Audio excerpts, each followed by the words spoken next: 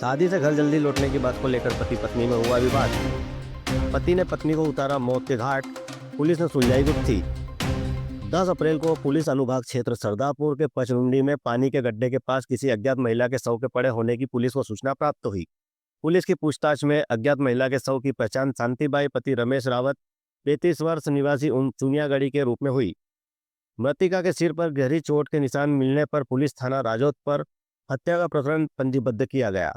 Police की तहकीकात में खुलासा हुआ कि पति रमेश रावत अपनी पत्नी को लेकर अपनी बहन के यहाँ ग्राम ग्वालझिरी में शादी समारोह में गया था। वहां से बारात ग्राम धन तालाब आई। ग्राम धन तालाब में शादी चल ही रही थी, लेकिन पति रमेश दिन में 3 बजे ही अपनी पत्नी को लेकर घर की ओर लौटने लगा और बीच रास्ते में पति से बाइक रुकवा कर शादी में रुकने का कहने लगी तो नाराज पति ने पत्थर उठाकर पत्नी के सिर पर मार दिया, जिससे मौके पर ही पत्नी की मौत हो जाने से शव को एक गड्ढे में डालकर पति रमेश पुनः शादी समारोह में पहुंचकर अपने गुनाहों पर पर्दा डालने लगा। लेकिन धार एसपी श्री मनोज कुमार सिंह, एएसपी श्री गीतेश गर्ग के निर्देशन में एसडीओपी विश्वदीप सिंह परियार के मार्गदर्शन में गठित पुलिस दल ने अंधे कत्ल का खुलासा कर ही दिया।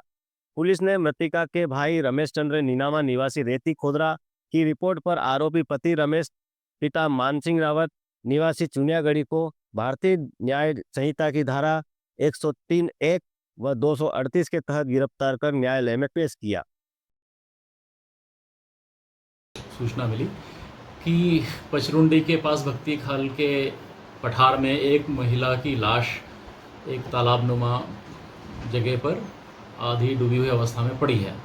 इस सूचना पर यह तुरंत, जो कि राजौर से काफ़ी इंटीरियर में 20-25 किलोमीटर की दूरी पर जंगल में घटनास्थल था, वहाँ पे इन्होंने जाकर देखा कि एक महिला की लाश पड़ी हुई थी, जिसका ऊपरी हिस्सा बाहर की तरफ था और उसके पैर कमर तक का हिस्सा पानी में डूबा हुआ था और महिला के सर में काफ़ी हार्ड एंड ब्लंट ऑब्जेक्ट्स के चोटें के निशान थे। इनके द्वारा तत्परतापूर्वक कार्रवाई करके और लाश की पहचान की गई तो मृतका जो है शांतिबाई पत्नी रमेश रावत, उम्र करीब 35 साल, निवासी चुनियागढ़ी थाना राजौत की होना पाया गया। उसके परिजनों को बुलाया गया।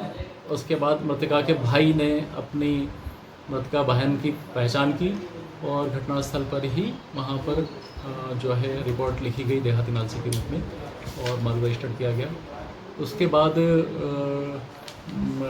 पुलिस अधीक्षक महोदय श्री मनोज कुमार सिंह साहब और अतिरिक्त पुलिस अधीक्षक महोदय गीतेश गर्ग साहब से के मार्गदर्शन में आगे इन्वेस्टिगेशन किया गया। मैं भी घटनास्थल पर पहुंचा और जो मृतका की हत्या के बारे में साक्ष्य एकत्रित किए गए। टीआई हीरू सिंह रावत और उनकी टीम के द्वारा जो घटनास्थल से कुछ खून की बूंदें एक पत्थर तक, जो करीबन 50-60 मीटर की दूरी पर था, वहाँ पर वो पत्थर पड़ा पाया गया, जिसके द्वारा हत्या करना प्रतीत हो रही थी।